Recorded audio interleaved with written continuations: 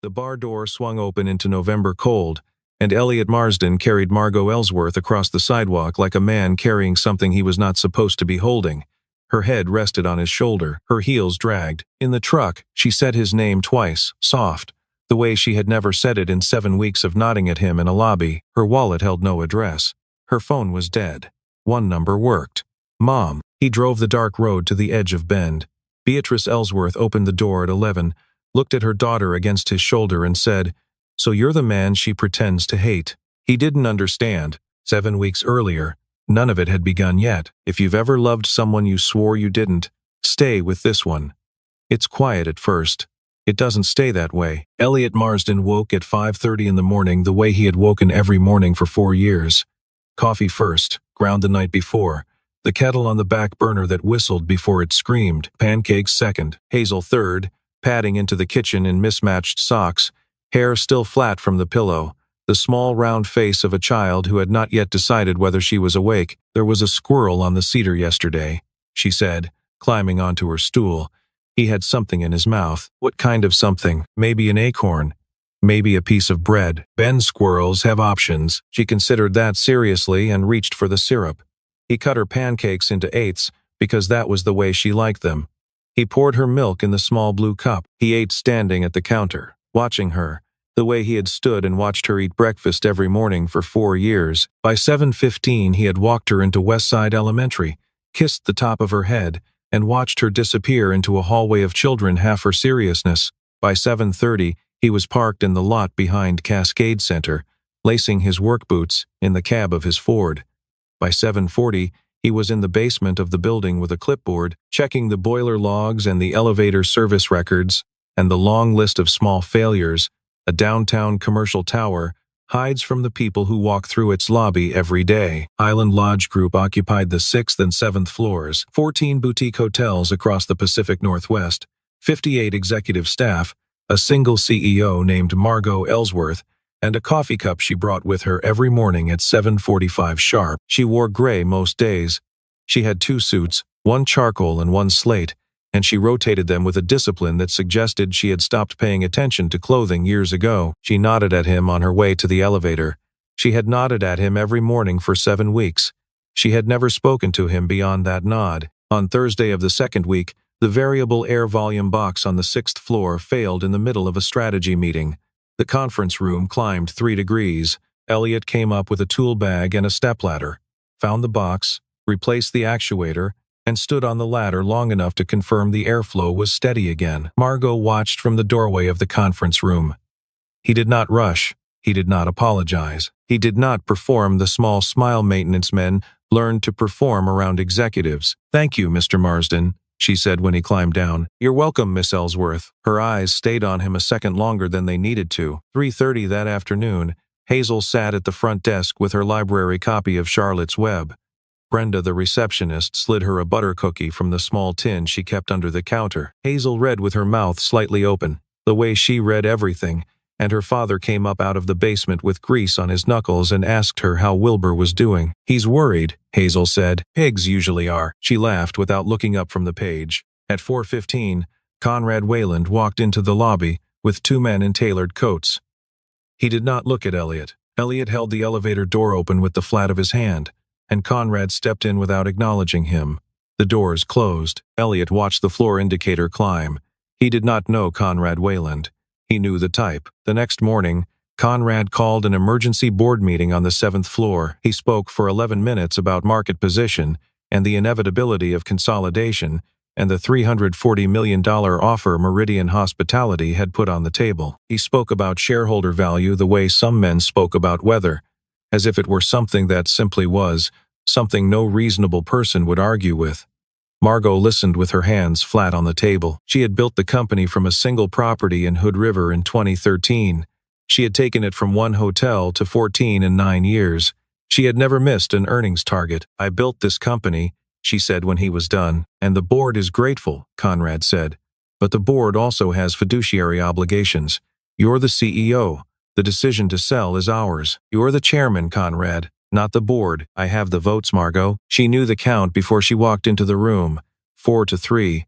She had 3. She left through the stairwell because she did not want her staff to see her face in the elevator.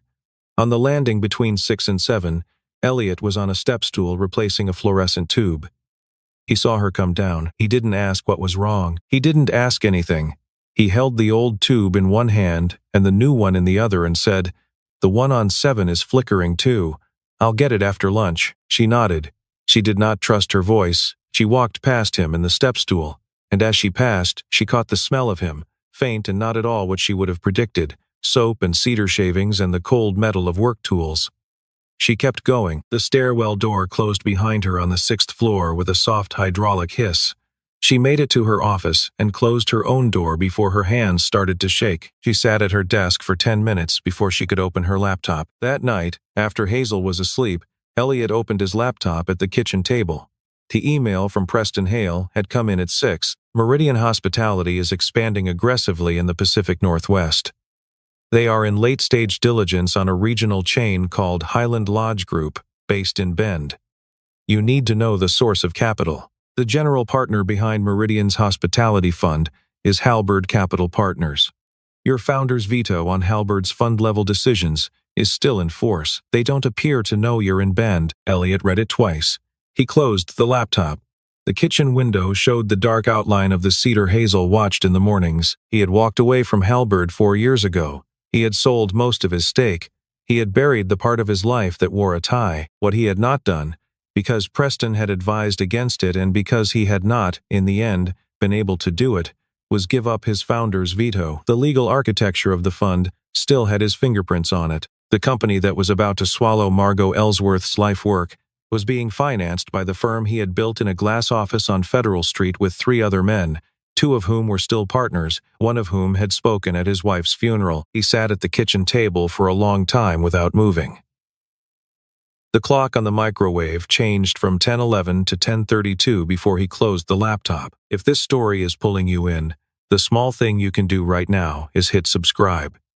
We tell the rest of it in the quiet. The next morning, Margot did not nod at him in the lobby.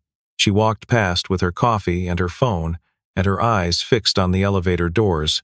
He noticed. He did not respond. He nodded the same nod he had nodded for 7 weeks, even though no one received it, and he went down to the basement to finish the inventory on the spare ballasts. What he did not know, because he could not have known, was that the reason she had stopped nodding was the stairwell.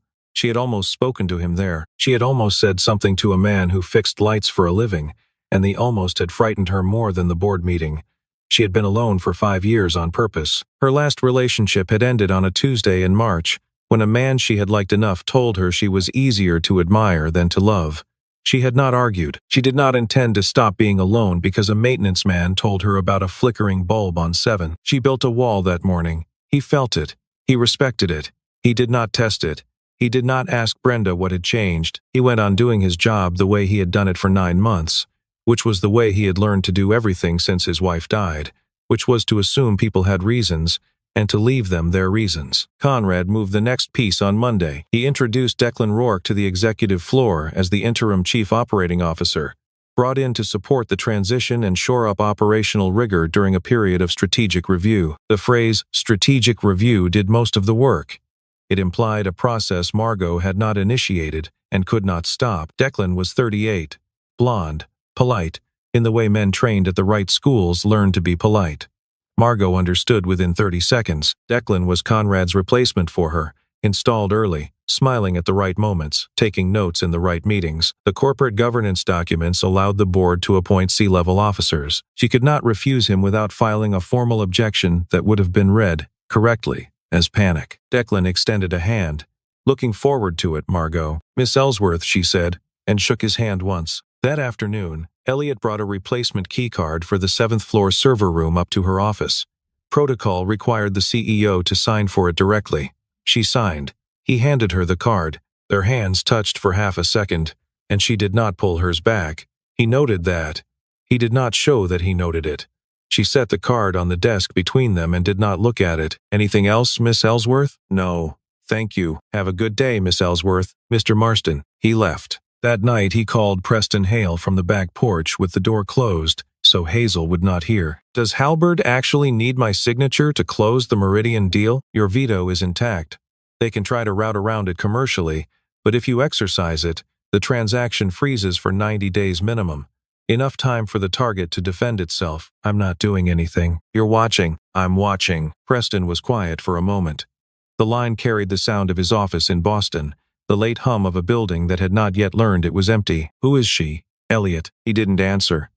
He hung up. Hazel sat at the front desk on Wednesday with her book open to the page where Charlotte begins to weave words into her web. Margot came down from the 7th floor on her way to a meeting at a property in Sisters, and stopped, because she could not help stopping. That was my favorite, when I was your age. Hazel looked up. My mom read it to me. Before, Margot understood what before meant. She did not ask. She sat down on the bench next to the front desk for 1 minute, and they talked about Wilbur and about Charlotte and about whether spiders were really friends or just very patient. Hazel said spiders were both. Margot smiled, a real smile for the first time in 2 weeks. Elliot came around the corner with a coil of low-voltage cable over his shoulder and stopped at the edge of the lobby. He watched. He did not walk into the scene. He nodded at Brenda.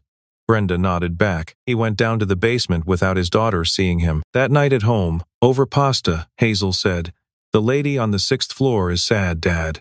She smiles wrong." What does smiling wrong look like, Bug? Like when you have to do it, not when you want to. Elliot didn't answer. He cleared the plates. He thought about a coffee cup. The next morning he asked Brenda, quietly, if she would set a black Americano from the kiosk in the lobby on Miss Ellsworth's desk before she came in. Brenda did not ask why. She had worked the desk for 11 years. She did not need to ask. The cup was there on Friday morning when Margot opened her office door. She stopped. She picked it up. She did not need to ask Brenda either, but she asked anyway, and Brenda told her with the small smile of a woman who had decided to be on a particular side. Margot drank it. She did not thank him. He brought one Monday too, and Tuesday, and every weekday after that, without a note, without a name on the cup, without ever once mentioning it in the lobby. Conrad escalated. A travel blog in Eugene ran a piece on Wednesday about Highland Lodge being in strategic transition. A second blog out of Portland picked it up by Thursday. By Friday, a group booking at the property in Cannon Beach pulled out and rebooked with a competitor. Margot walked into Conrad's office without knocking. "You leaked this. I'm protecting shareholder value, Margot. Your emotional attachment to this company is the problem, not me." Declan was at the side table taking notes. He did not look up. She walked out. She sat in her office in the dark at 8 at night and looked at the coffee cup from that morning, the 5th one of the week, the rim worn soft from her mouth. She had known it was Elliot from the second day. She had never said so. She drank from it anyway. She stood up and walked to the window. In the parking lot below, Elliot was lifting Hazel into the cab of his truck.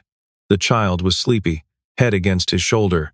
He buckled her in with one hand. He closed the door without slamming it. He drove out of the lot without looking up at the building. Margot turned away from the window. The fire alarm on the 6th floor went off at 8:40 Thursday night. A sensor in the ceiling near the conference room had failed. Margot was still at her desk, going through 12 months of financial filings, looking for the line item that would let her argue back at Conrad with numbers instead of feeling. Elliot was on the evening rotation, which he worked twice a week to make the household budget come out right. Mrs. Vance from across the hall watched Hazel on those nights for $40 and a casserole on Sundays. He came up. He reset the panel. He brought the stepladder from the supply closet on 6 and pulled the sensor from the ceiling tile. He worked under the white emergency lights that the alarm trip had triggered, which made everything look the wrong color. A pale clinical blue that flattened faces. She stood in the doorway of the conference room and watched. "All good," he said when he climbed down. "False positive. The board's old. I'll order a replacement set in the morning." She did not move from the doorway. She did not know why, she asked. The lights had come back to normal, but she did not move. "How old is she?" "Your daughter, 8. Going on 28 some days. She told me her mother read Charlotte's Web to her." He stopped packing his tools for a beat. He folded the broken sensor into his palm and looked at it instead of looking at her. She did. Every night for the last year, we were on the chapter where Charlotte begins to fail when she passed. The silence held for 20 seconds. Neither of them filled it. He picked up the bag. He stopped at the door. "You shouldn't be here this late, Miss Ellsworth." "Neither should you," he nodded. "Small. Fair." He left. Conrad's next move was structural. The following Tuesday, he requested an internal audit of every financial decision Margot had made in the last 12 months. Framed as routine due diligence for the Meridian transaction, the audit committee had 4 members. 3 of them were his. The audit was not an audit. It was a paper trail being built against her, slowly, on company stationery, by people she had hired. She sat in her office and read the engagement letter twice.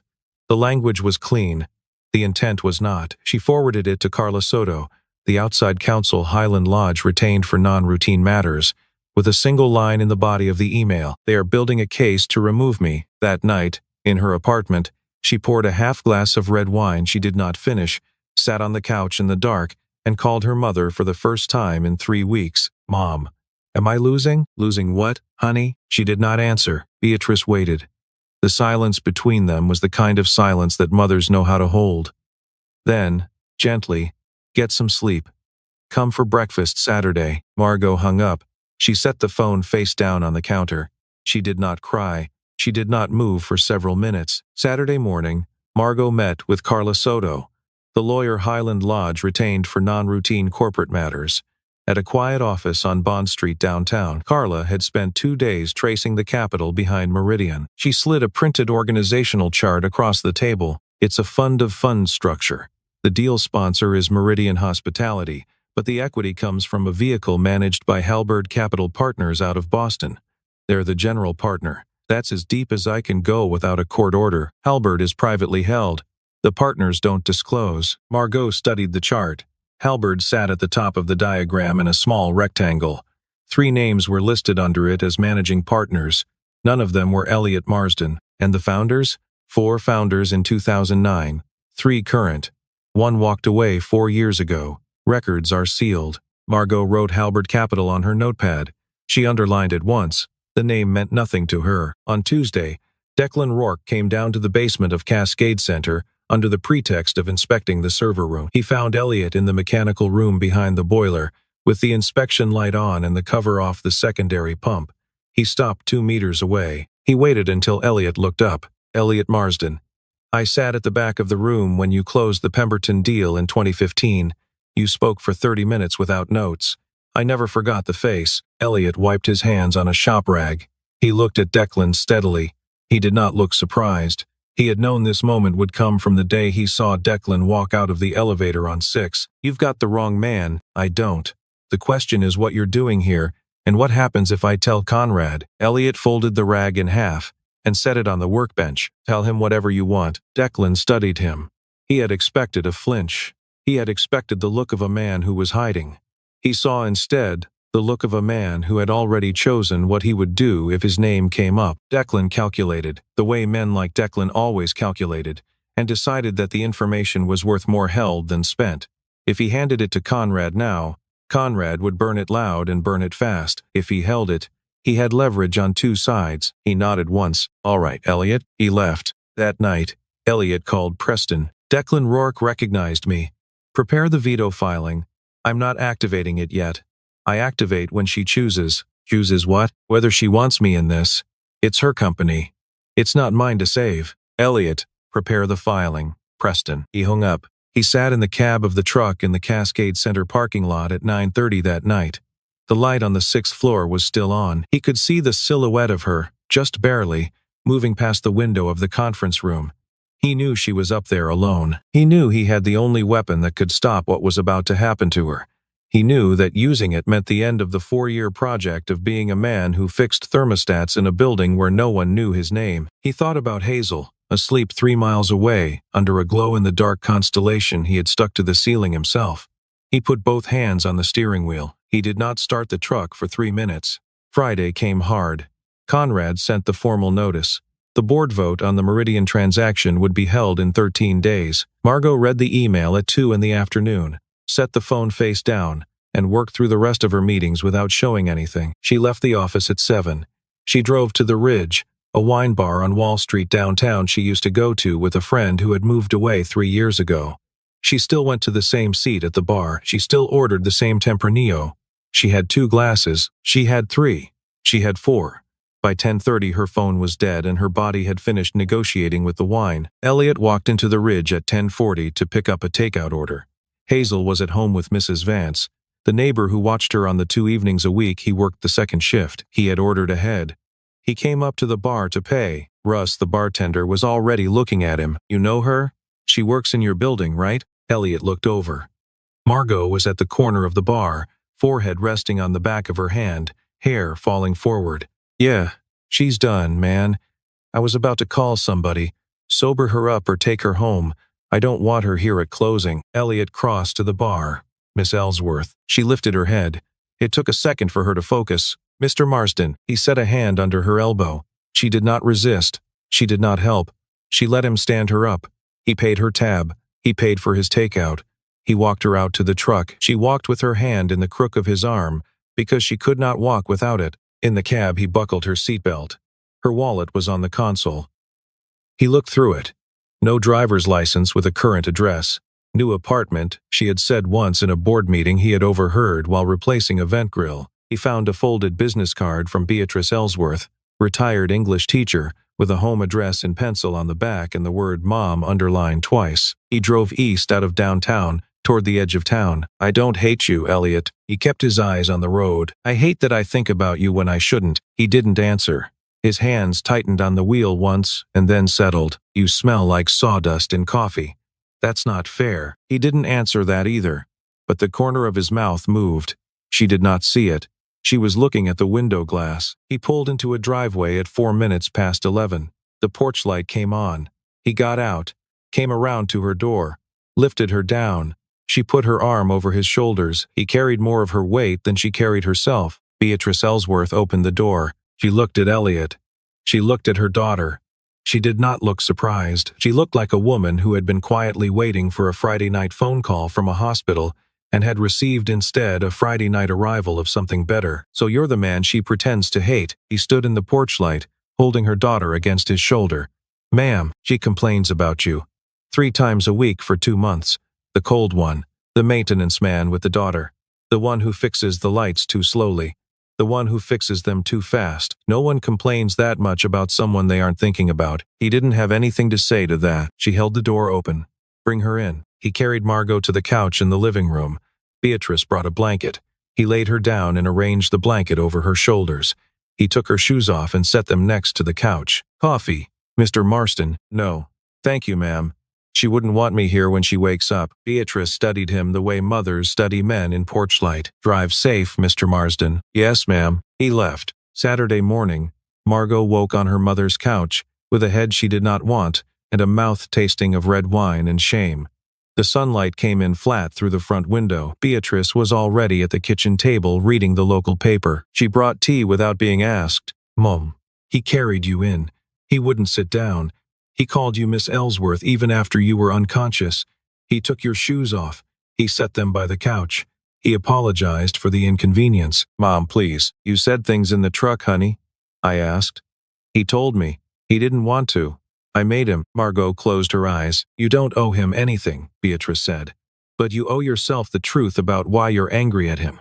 You've been angry at him for 2 months and he has done nothing to you, Margot. Nothing. That's not anger.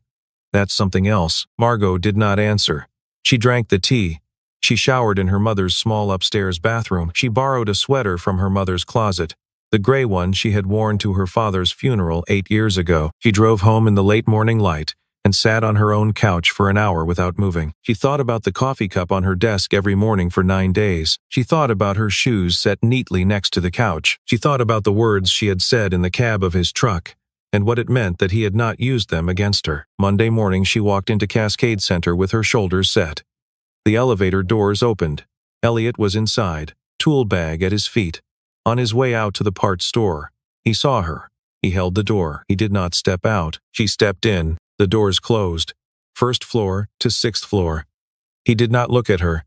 He did not mention Friday. He did not perform sympathy or distance or any of the small theaters men perform after they have seen a woman at her worst. He stood with his tool bag at his feet and his hands at his sides and let her have the silence she needed. The doors opened at 6. "Have a good day, Miss Ellsworth." She nodded.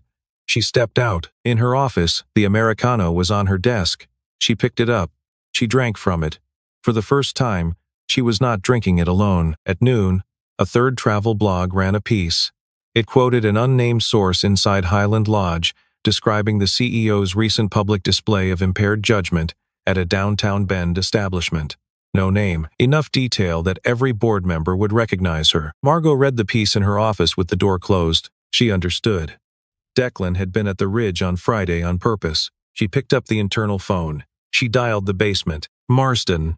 It's Margot. He was quiet for a half-second. Margot, thank you. For Friday, you don't owe me anything. My name is Margot. I want you to use it. He took a breath. Margot. She hung up before she could say anything else. Her hand stayed on the phone for a long time after. That afternoon, Conrad accelerated the vote. The board meeting was moved from the following Thursday to this Thursday. 3 days. She had not built the coalition. She would not build it in 3 days. Wednesday night, she sat in her office at 7:30, counted votes one more time, and made a decision she had not planned to make. She picked up the internal phone. Marsden, can you come up to 7? He came up. She closed the office door behind him. She did not sit. She did not invite him to sit. Highland Lodge is being sold tomorrow. I don't have the votes. I'm not asking you for anything. I wanted you to know I fought. He looked at her. His face did not change. He took the chair across from her desk anyway. He spoke quietly. Margot, there's something I need to tell you before you walk into that meeting tomorrow. She waited. I was a founding partner at a private equity firm in Boston, Halberd Capital Partners. We started it in 2009. By 2021, I had a wife who was dying and a daughter who was 4 years old, and I sold most of my stake and walked away. We moved here. I kept one thing, a founder's veto on fund-level decisions. Preston Hale, my old counsel, still holds it for me. She did not interrupt. The capital behind Meridian Hospitality is Halberd's Hospitality Fund. If I exercise the veto, the transaction freezes for 90 days. It gives you time to organize a defense, to recapitalize, to remove Conrad through a shareholder vote. It doesn't save you. It gives you the room to save yourself. She sat down slowly. How long have you known? Since the night Conrad called the first meeting. 6 weeks. 6 weeks. It wasn't mine to use. It's your company. I came to this town to be a maintenance man and raise my daughter. I left that world for a reason. I didn't want to drag you into a decision you didn't choose. She was quiet for a long time. He waited. Why now? Because you deserve to know you have the choice before you lose. Not after. She looked at the window. She looked at the desk. She looked at him. Activated. He took out his phone. He called Preston. The filing went out at 8:12. Thursday morning, the board meeting opened at 10. Conrad sat at the head of the table, the Meridian term sheet in front of him, the smile of a man with 4 votes already in his pocket. He began the procedural opening. At 10:06, the door opened. Preston Hale walked in. 3-piece suit. Leather portfolio. He set a single document in the center of the table. On behalf of Halberd Capital Partners, founding partner Elliot Marsden, this is formal notice of the exercise of the founder's veto on fund-level transaction approvals. Meridian Hospitality's acquisition of Highland Lodge Group is suspended for 90 days as of 8:12 last night. Conrad picked up the document. He read it. He read the name twice. Elliot Marsden. He looked across the table at Declan in the corner. Declan's face went still in a particular way.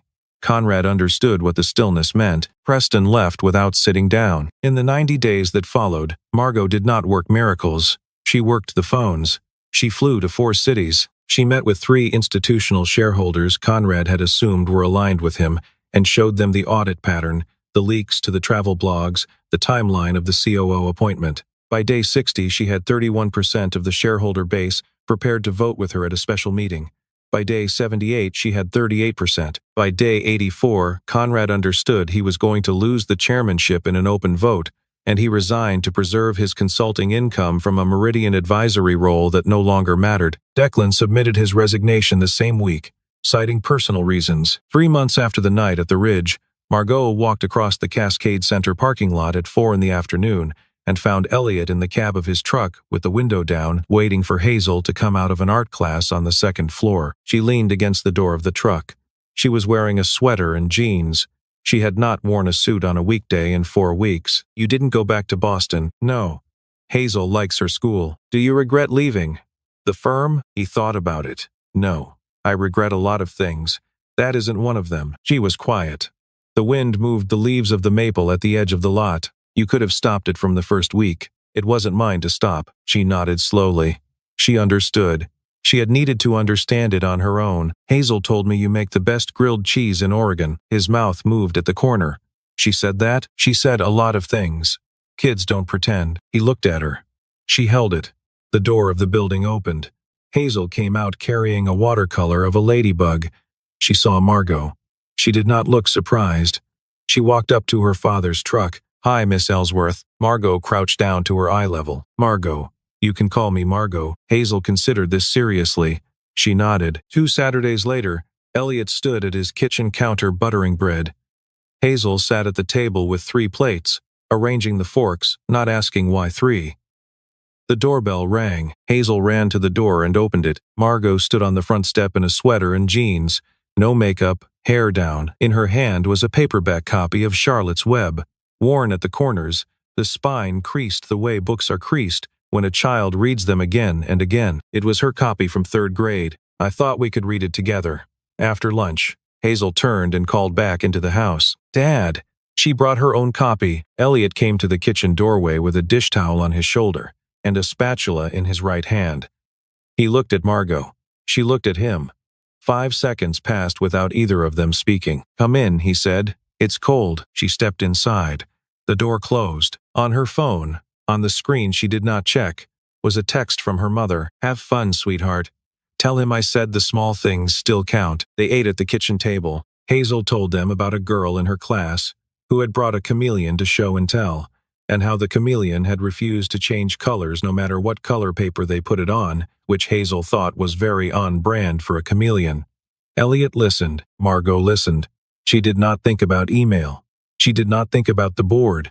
She did not think about anything she was supposed to be controlling. She ate her grilled cheese and listened to an 8-year-old talk about a squirrel she had seen that morning on the cedar outside her bedroom window. After lunch, Hazel curled up on the couch in the living room with Charlotte's Web, and Margot sat at the other end with her own paperback open on her knee.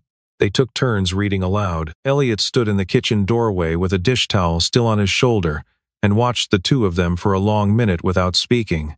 Then he came in and sat in the armchair across from the couch. He did not interrupt. He did not perform. He listened to his daughter read in her careful 3rd-grade voice, and to the woman beside her pick up the next paragraph when his daughter slowed. The light came in low through the kitchen window.